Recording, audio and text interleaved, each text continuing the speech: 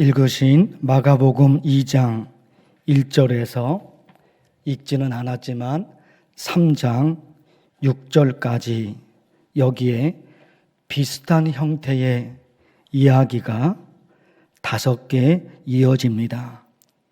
비슷한 형태, 비슷한 양식으로 5가지 이야기가 전개됩니다.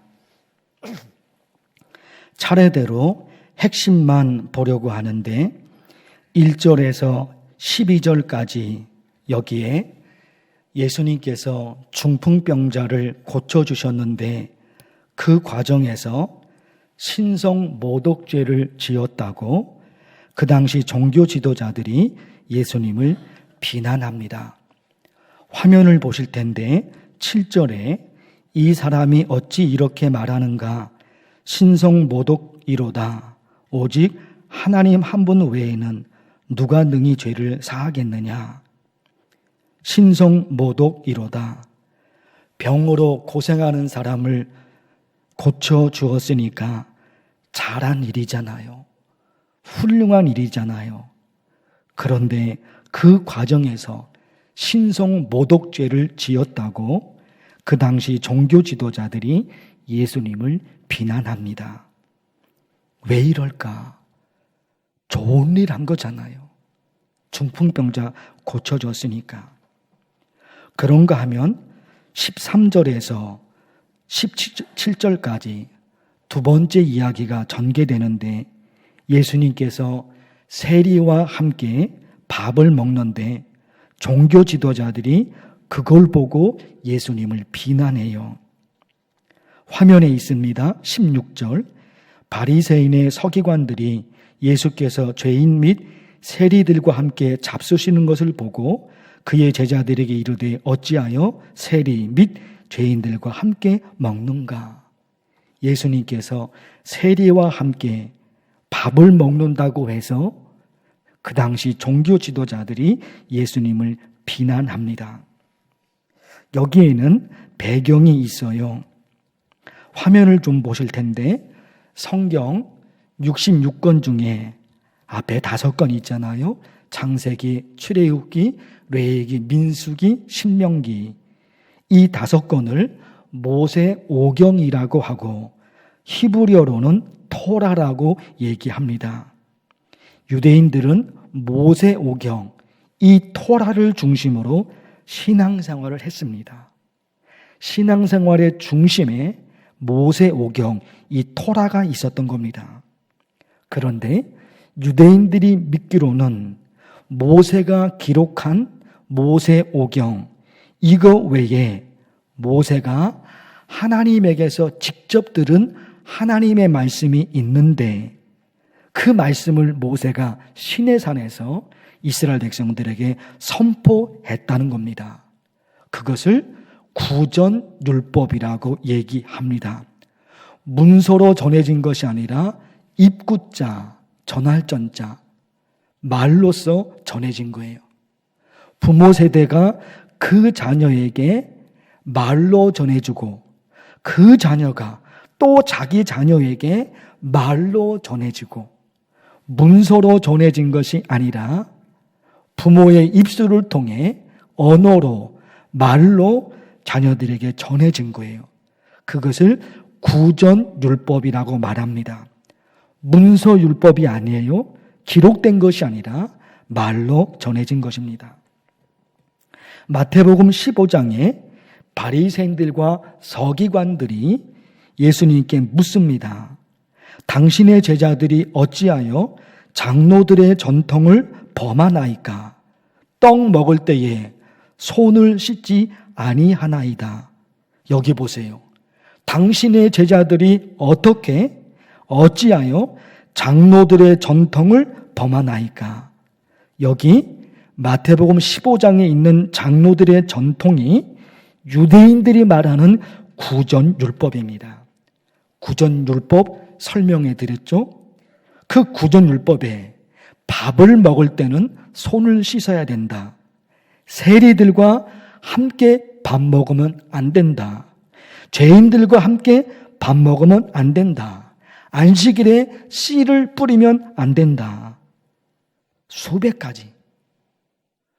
가지를 정해놓은 거예요. 그게 장로들의 전통이며 그것이 구전율법입니다. 아니, 여러분 생각해 볼까요? 있잖아요. 세리가 되었든지 누가 되었든지 그들과 같이 어울려 다니면서 나쁜 짓을 저지르면 그건 문제죠. 그러나 그들과 함께 밥을 먹었다고 해서 그게 비난받을 일인가? 누가 됐든지 간에 그들과 어울려서 나쁜 짓을 저지르면 그게 잘못이죠. 그런데 누가 되었든지 간에 그들과 함께 밥을 먹었다고 해서 그게 비난받을 만한 일인가? 아니라 말입니다. 아닌 거예요. 그런데도 단지 밥을 먹었다는 그 사실 자체만으로 그걸 가지고 비난을 하잖아요. 종교 지도자들이 예수님을 향해서. 그런가 하면 18절에서 22절까지에 거기에 또다시 똑같은 형태, 똑같은 양식이 반복됩니다. 종교 지도자들이 또 예수님을 비난해요. 이유가 뭐냐? 자기들은 금식하는데 예수님의 제자들은 금식하지 않는다는 겁니다. 화면을 통해서 18절을 보실 텐데 요한의 제자들과 바리새인들이 금식하고 있는지라 사람들이 예수께 와서 말하되 요한의 제자들과 바리새인의 제자들은 금식하는데 어찌하여 당신의 제자들은 금식하지 아니하나이까? 아니 여러분, 자기들이 금식한다고 해서 어떻게 금식하지 않는 사람들, 그들을 비난할 수 있을까? 그러면 안 되는 거죠. 자기들이 금식한다고 해서 금식하지 않는 사람들을 비난한다 말입니다.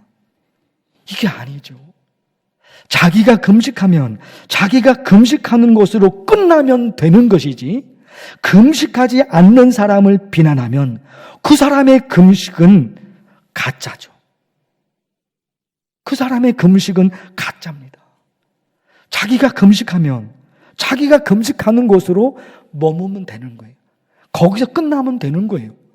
자기가 금식한다고 해서 금식하지 않는 사람을 비난하면 그 사람의 금식은 가짜라니까요. 그런데 보세요.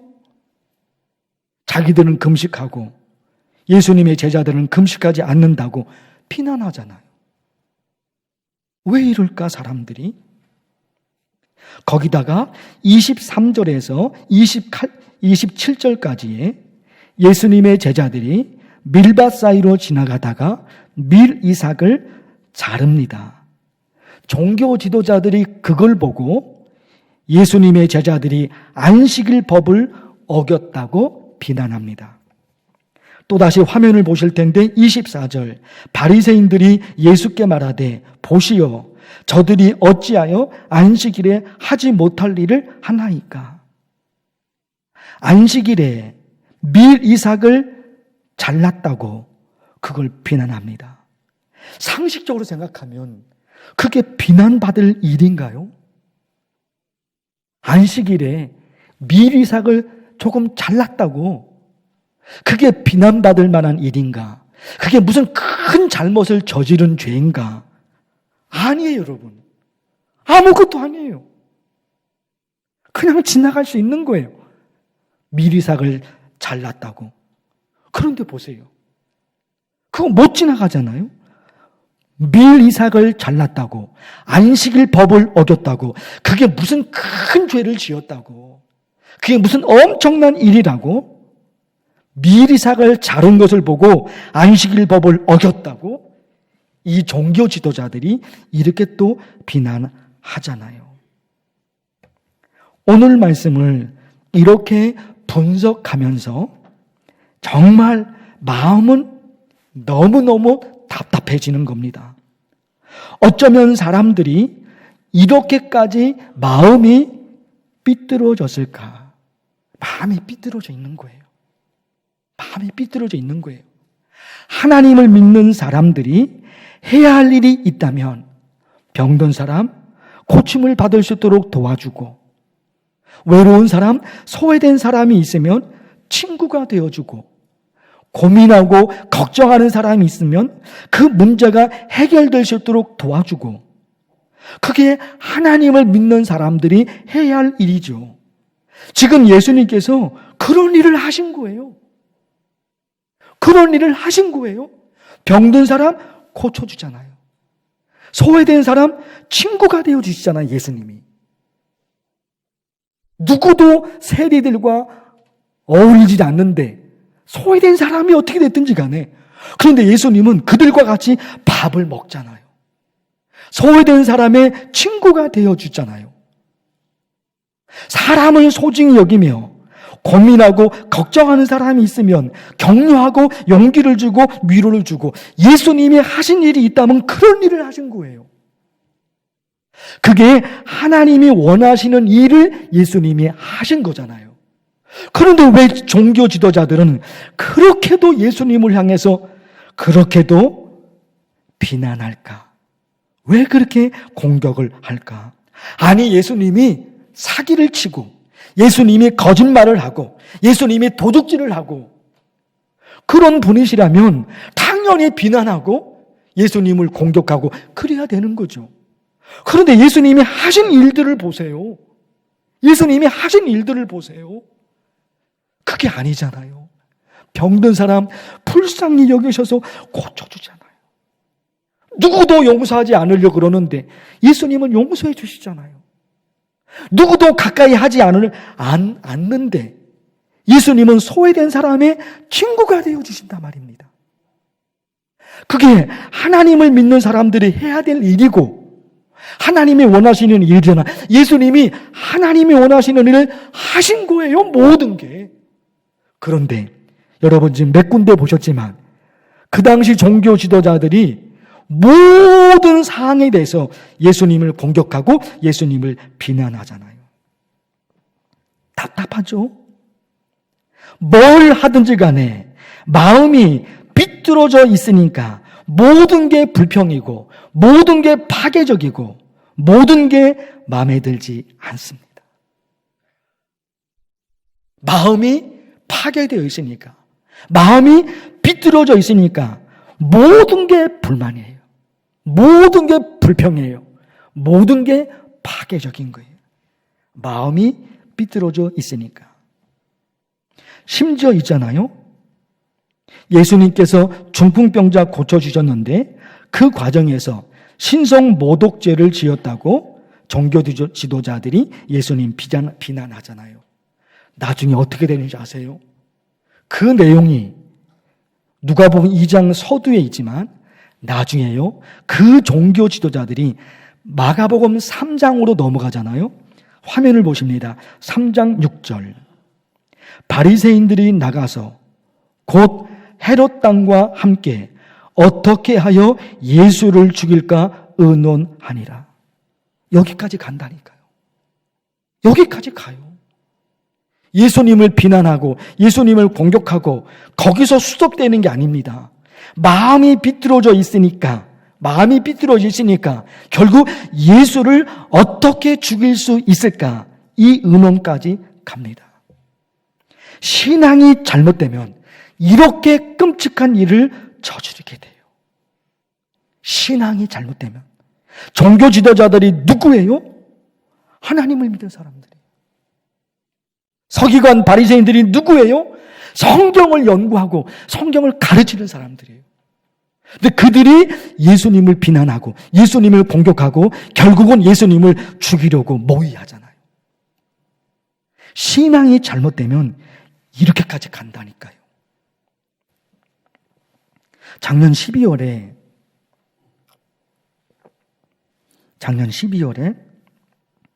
파키스탄에서 참 끔찍한 일이 일어났습니다. 작년 12월이니까 몇 달 전이에요. 몇 달 안 돼요. 파키스탄에서 공장 관리자 스리랑카 사람이 그 파키스탄에 와서 공장 관리자로 일하는데, 이슬람교 창시자가 무함마드 그러죠. 마호멧. 이슬람교 창시자 마호멧, 그 이름이 적힌 포스터를 이 스리랑카 사람이 어떻게 잘못하다 보니까 찍게 된 거예요. 이슬람 창시자 마호멧, 그 이름이 적힌 포스터, 종이죠. 그걸 어떻게 잘못하다가 훼손하게 된 거예요. 찢은 거예요.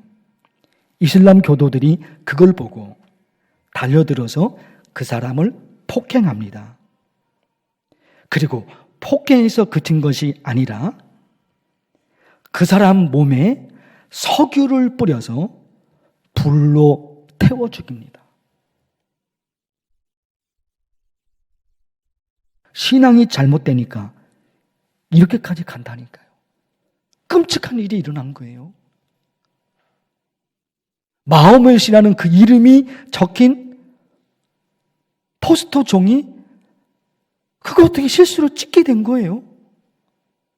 그랬다고 불로 태워서 죽여버리잖아요. 신앙이 잘못되면 끔찍한 거예요, 여러분. 끔찍한 거예요. 마가복음 7장에서 예수님께서 이런 말씀을 하십니다. 너희가 하나님의 계명을 버리고 사람의 전통을 지키느니라. 기가 막힌 말씀이죠. 너희가 나를 믿는다고 하면서 나의 계명은 버려버리고 사람의 전통을 지킨다. 무슨 의미일까요? 중요하지 않은 것, 아무것도 아닌 것, 그거는 죽기 살기로 지키려고 하고 너무나 중요한 것, 그거는 쉽게 버려버리는 거예요. 이게 거꾸로 된 거잖아요. 정말 중요한 것은 죽기 살기로 지켜야 되는 거예요. 중요하니까. 중요하지 않은 것은 쉽게 버려도 되는 거예요. 그건 안 지켜도 되는 거예요. 그런데 우리의 삶에, 우리의 신앙에 이것이 거꾸로 되면 거기서 문제는 발생돼요. 너무나 중요한 게 있는 거예요. 하나님께서 보시기에. 너무나 중요한 게 있는 거예요. 하나님께서 보시기에. 그런데 나한테는 그게 안 중요해요. 그래서 나는 가볍게 여겨버린단 말입니다. 이게 거꾸로 된 거잖아요. 하나님의 생각과 나의 생각이 거꾸로 된 거잖아요. 스스로 멸망에 이르는 거예요. 다른 사람이 그 사람을 멸망시키는 것이 아니라 자기 스스로가 스스로 멸망에 이르는 겁니다. 하나님이 너무너무 중요하다고 말씀하시는 게 있는 거예요. 그거는 목숨을 걸고 지켜야 되는 거예요. 그러나 하나님이 중요하지 않게 생각하시는 게 있어요. 하나님께서 그거 아무것도 아니야. 하든지 말든지 네 마음대로 해. 그거 아무것도 아니야. 하나님이 이러시는 거 있거든요. 여기다가 내가 목숨을 걸면 얼마나 어리석습니까? 근데 사람이, 하나님을 믿는 사람들이 그 구분이 잘 안 되는 거예요. 하나님을 믿는데 하나님이 정말로 중요하게 여기는 것은 놓치고 있단 말입니다. 그걸 몰라요. 그걸 모르는 거예요.